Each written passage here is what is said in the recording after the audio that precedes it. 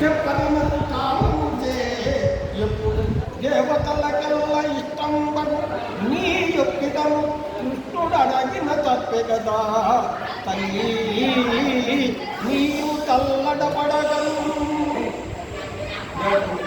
దేవతలందరికీ పరమ ప్రీతికరమైన నీ గట్టిగా దేవతలందరికీ పరమ ప్రీతికరమైన నీ సౌభాగ్యము కృష్ణ నిర్యాణంతో కూడా వెళ్ళిపోయిందా తల్లి?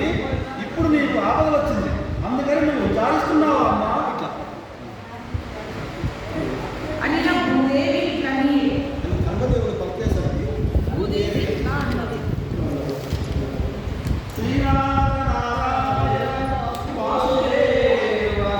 అమ్మా మీరు కూడా ఒక శ్లోకం చదవాలా.